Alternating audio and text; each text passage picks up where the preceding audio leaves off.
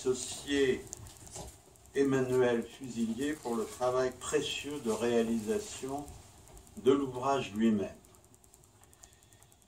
Alors, je vais être bref. La soirée va se dérouler de la façon suivante. J'en assurerai la présidence. Claire Brunet, qui est tout à fait à ma gauche pour ceux qui ne la connaissent pas, qui est psychanalyste, membre de l'association Lacanienne Internationale, responsable des publications, professeur à l'université Paris 1 Panthéon-Sorbonne, directeur de l'Institut des sciences juridiques et philosophiques de la Sorbonne, ancien membre du Conseil supérieur de la magistrature, constitutionnaliste reconnu, auteur de nombreux ouvrages, et notamment, j'en cite deux, mais il y en a beaucoup d'autres, La démocratie continue, et tout récemment, Radicalisation de la démocratie, aux éditions du Seuil. Livre que je vous conseille vivement. Merci Claude pour cette invitation à présenter la revue, ce qui est toujours en fait une gageure. Une gageure parce qu'une revue, c'est comment on va dire ça, une succession en tout cas d'articles. Succession d'articles souvent divers et dont il serait sans doute absurde de vouloir présenter la synthèse. Donc ce ne sera pas mon ambition. Par ailleurs, je suis d'autant plus contente de cette présentation qu'elle me soit proposée que, comme l'a rappelé Claude, je m'occupe des éditions de la question éditoriale pour l'association lacanienne et j'ai longtemps fait partie du comité de rédaction de cette revue. Enfin, d'ailleurs, j'y suis revenue récemment. Et j'ai été très heureuse parce que je trouve que c'est un bon numéro. Ceux qui me connaissent savent que je ne dis pas toujours que c'est un bon numéro. En particulier, quand je ne pense pas que c'est un bon numéro, je ne dis pas que c'est un bon numéro. Donc là, je trouve que c'est un bon numéro, c'est-à-dire un numéro déjà dont d'emblée le titre m'a semblé à la fois un peu comme un propos de fin de séance, à la fois précis et énigmatique. Autrement dit, la politique, comment entendre la politique, on va dire qu'on pourrait au fond penser que la seule chose à peu près claire dans cet énoncé serait Freud et Lacan, je dis bien à peu près, parce que le après n'est pas non plus extrêmement clair. Je me permettrai donc de traduire ce titre selon deux axes possibles, mais je sais déjà que Pierre-Christophe me corrigera. Deux axes possibles, d'une part, faire de la politique après Freud et Lacan, autrement dit, l'innocence est-elle possible à ceux qui font de la politique? Peuvent-ils faire comme si Freud et Lacan n'avaient pas existé, comme si l'œuvre de Freud et de Lacan ne nous apprenait rien sur ce qu'Hélène appelle la coexistence? Premier point. Et deuxième point, penser la politique après Freud et Lacan. Autrement dit, adresse peut-être aux universitaires, que nous sommes un certain nombre à représenter à cette table, adresse évidemment aussi aux psychanalystes eux-mêmes, adresse à tout un chacun, peut-on penser la politique, là encore, comment l'œuvre de Freud et de Lacan, comment le travail, les acquis, et non seulement le travail de Freud et de Lacan, mais le travail des psychanalystes qui se réclament de Freud et de Lacan, nous permettent de penser la politique peut-être autrement. Je commencerai par ce second point, car il a actuellement il m'importait en tout cas de situer les articles de la revue, le propos de la revue, comme la revue de l'association lacanienne, dans un paysage relativement configuré en France, dont j'oublierai assurément quelques bribes, quelques éléments, mais je pars en fait pratiquement de l'actualité, c'est-à-dire de ma dernière fréquentation de la librairie de mon quartier, où on ne trouve pas seulement les livres d'Hélène Leyet, mais pour cette rentrée, 3 livres d'Alain Badiou. 3 livres d'Alain Badiou, c'est dire que, et on le voit avec un certain nombre d'autres manifestations, la politique se pense en France dans l'héritage du gauchisme. Premier point. Cet héritage se diffracte dans le paysage intellectuel, en tout cas chez les philosophes, de la manière suivante: la politique se pense dans l'héritage de Michel Foucault, avec des commentaires, j'ai écrit sans fin, je ne sais pas si c'est vraiment légitime, mais enfin bon, j'ai écrit sans fin, des commentaires sans fin autour de ce qu'il a nommé la biopolitique. Héritage sur lequel, pas plus que sur celui du gauchisme, je n'ai de, de jugement de valeur. Je suis juste en train de tenter de cartographier et de voir où nous nous situons pour ce qui nous concerne. La particularité d'Alain Badiou étant qu'en outre, c'est l'un des rares philosophes à évoquer Lacan. Quel est son Lacan? Comment penser cette référence à Lacan? Comment peut-on à la fois se réclamer de Lacan et écrire un certain nombre de textes qu'il écrit? Bon, c'est une autre question. Troisième point, l'héritage absolument évident de l'œuvre de Pierre Bourdieu. J'irai vite, on va dire qu'il y a là quelque chose comme une apologie de la manifestation, pour situer très simplement ce qui se passe aujourd'hui. L'héritage, alors, assez peu audible, me semble-t-il, ces temps-ci, de ce que j'appelle la tradition républicaine. Et puis, au-delà de ça, il y aurait le panorama des sciences politiques, avec leur difficile, ou leur, en tout cas, articulation qui demande à être faite avec ce qui s'appelle désormais les sciences sociales.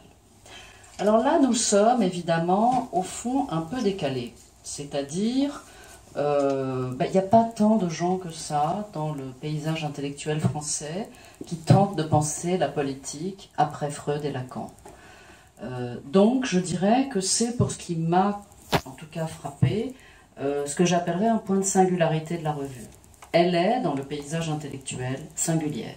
Et à ce titre, elle réclame, évidemment, toute notre attention. Par ailleurs, il ne faut quand même pas toujours penser qu'on est les seuls. Nous sommes évidemment sans doute moins seuls que nous ne le croyons. Je pense ici à la retraduction récente par Marc Crépon, qui dirige, je crois, le département de philosophie de l'École normale supérieure de la rue d'Ulm. Tout ça pour dire que les étudiants entendent quand même encore parler de Freud, et qui vient donc de retraduire Malaise dans la culture, et dont le travail, insiste sur l'importance à ses yeux de Freud. Pour le préciser quand même immédiatement, c'est un Freud qui est plus derridien que lacanien. C'est pas tout à fait notre Freud. C'est un cousin de notre Freud. Alors, c'est tout de même assez bizarre que nous soyons si singuliers, puisque nous rappelons, en première instance, une chose sue depuis les Grecs, à savoir le lien indéfectible entre politique et langage. C'est évidemment l'un des traits, peut-être peut-on dire, peut-être le refrain des articles de cette revue. Indépendamment du refrain, ou pour aller plus loin que le refrain, je citerai ici, concernant ces liens indéfectibles entre politique et langage, les articles qui m'ont semblé parents, complémentaires, proches, d'Hélène Leuillet et de Stéphane Thibierge, qui font tous deux état de ce qu'on pourrait appeler une crise de la parole.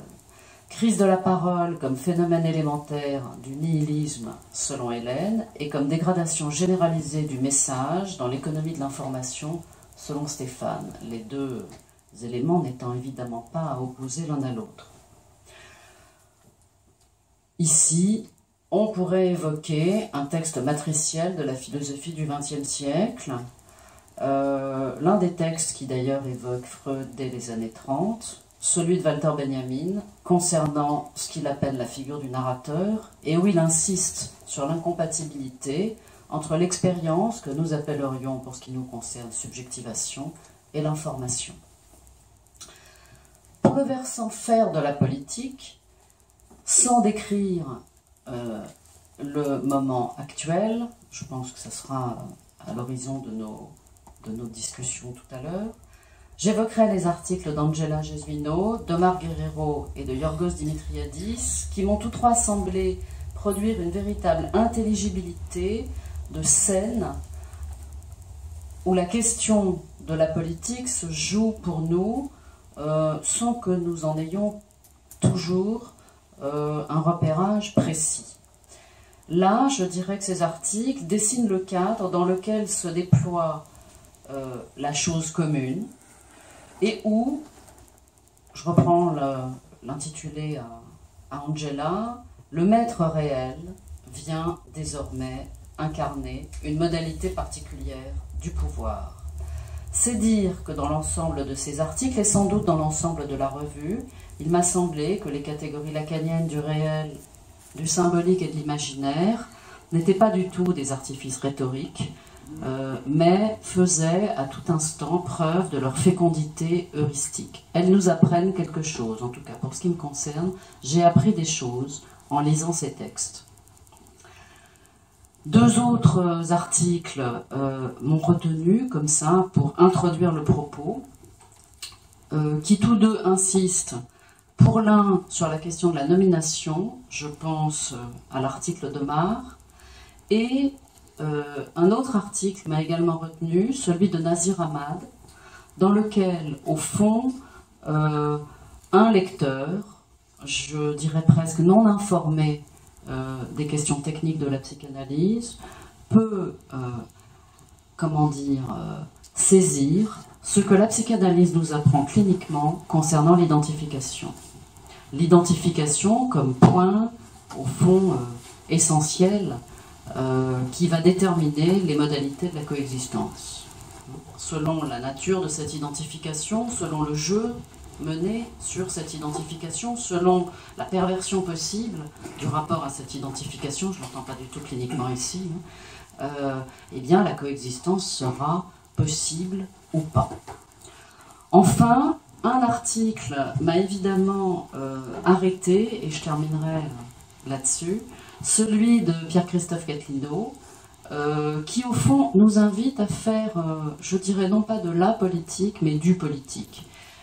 Cet article m'a évidemment arrêté parce qu'il a au fond une forme de, de construction dans laquelle on pourrait dire qu'à la description clinique du désastre,